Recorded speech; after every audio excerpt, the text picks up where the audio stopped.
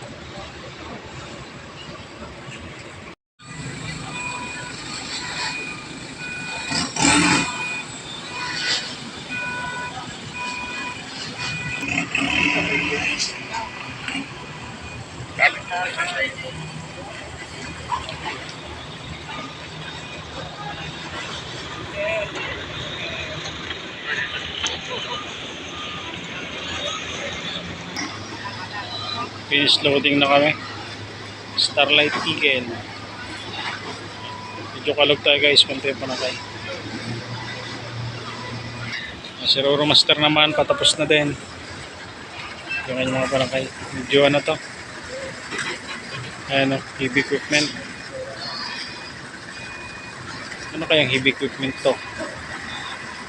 Ba't medyo tatsulok yung kanyang ano.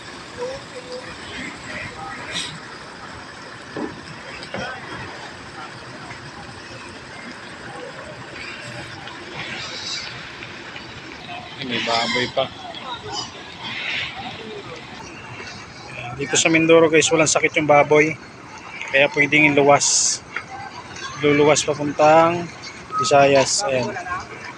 Kaya lang pagbalik nila dito, sa Katiklan pa lang ay dinidisinfect na yung kanilang sasakyan. Ayan, may baboy tayong karga kay Roro Master.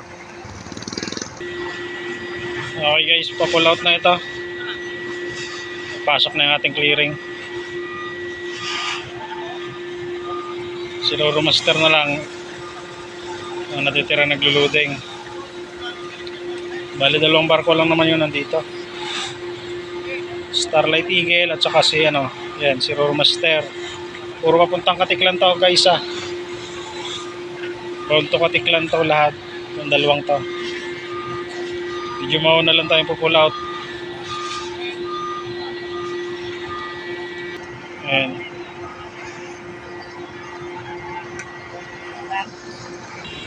Yung mga karga ni Roro Master, puro ano yan, mga heavy loaded. Yan yung mga hindi namin na ikakarga. Kasi halos nasa 45 tons yung bigat ng mga yan. Kaya nito. Ayan. Yung kanina, yung mga 12-wheeler na karga yan, oh. Semento, plywood, bakal, yan. Saka mga feeds. May kabigatan kasi yun. Kami kasi si Starlight 35 tons hanggang 39. Yan sinasakay namin, pero pag nag 40 na, Ayan, naayawan na namin. Ay, pangat na yung rampa ni Starlight Eagle. Bali pa pull out na ito. Ayan, release na yung mga lubid niya.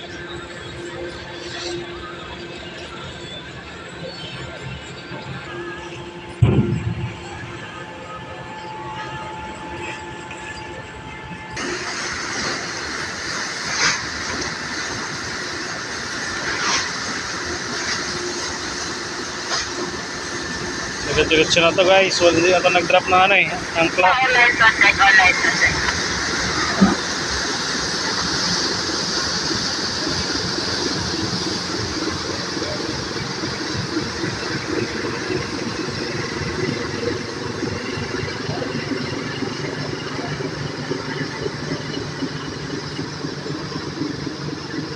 Okay. Load na.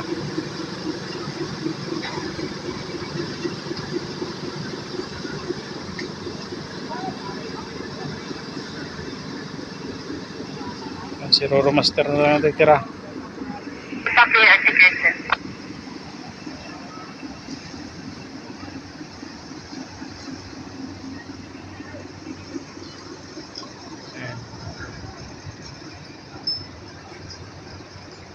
Ayan yung status ng ating pantalan ngayong gabi. Paano guys, hanggang dito na lang muna tayo.